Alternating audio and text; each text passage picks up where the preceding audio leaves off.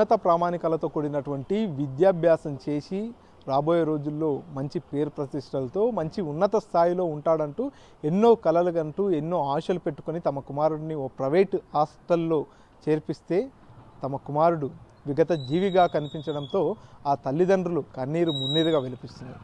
వనపర్తి మండలం తిరుమలాయగుట్ట సమీపంలో ఉన్నటువంటి రేడియంట్ హాస్టల్లో హరీష్ అనేటటువంటి 7వ తరగతి విద్యార్థిని చేర్పించడం జరిగింది. హరీష్ ఈరోజు తెల్లవారుజామున బహిర్భూమి నిమిత్తం హాస్టల్ బయటకు వెళ్ళడం జరిగింది.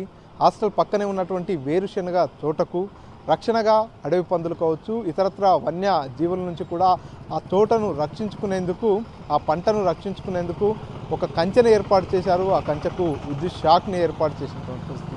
ఈ నేపథ్యంలో అది చూసుకోకుండా వెళ్ళినటువంటి హరీష్కు కరెంట్ షాక్ తగలడంతో అక్కడికక్కడే మృతి చెందాడు.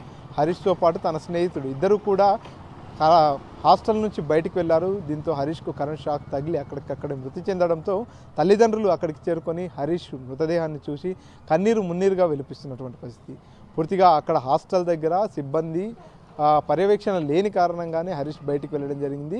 హరీష్ ప్రాణం పోవడానికి కారణం పూర్తిగా హాస్టల్ యాజమాన్యమే కారణం అంటూ కూడా తల్లిదండ్రులు ఆరోపిస్తూ అక్కడే ఆందోళనకు దిగినటువంటి పరిస్థితి. అక్కడికి వచ్చినటువంటి విద్యార్థి సంఘాలు కూడా హరీష్ మృతికి పూర్తిగా పాఠశాల హాస్టల్ యాజమాన్యమే కారణం అంటూ కూడా అక్కడే ఆందోళనకు దిగడం జరిగింది.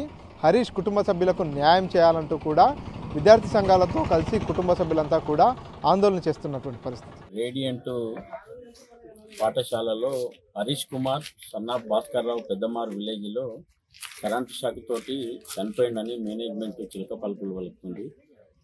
ఈరోజు వనపర్తి పట్టణంలో అత్యంత దారుణంగా ఫీజులు వసూలు చేస్తూ పిల్లల్ని గాలికి వదిలేసిన మేనేజ్మెంటు ఈ యొక్క భాస్కర్ గారు.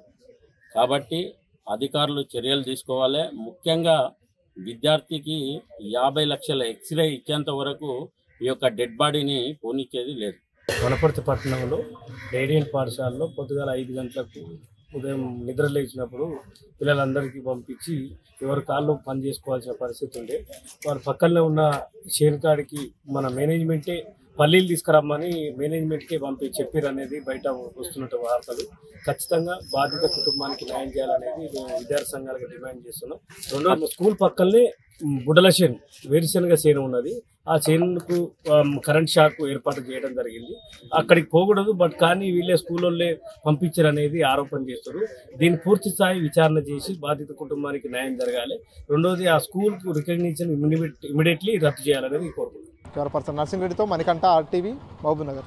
మరిన్ని వీడియోస్ కోసం ఛానల్ ని సబ్స్క్రైబ్ చేయండి. లేటెస్ట్ అప్డేట్స్ కోసం వాట్సాప్ ఛానల్ ని ఫాలో అవ్వండి. ఆ లింక్ డిస్క్రిప్షన్ లో ఉంది.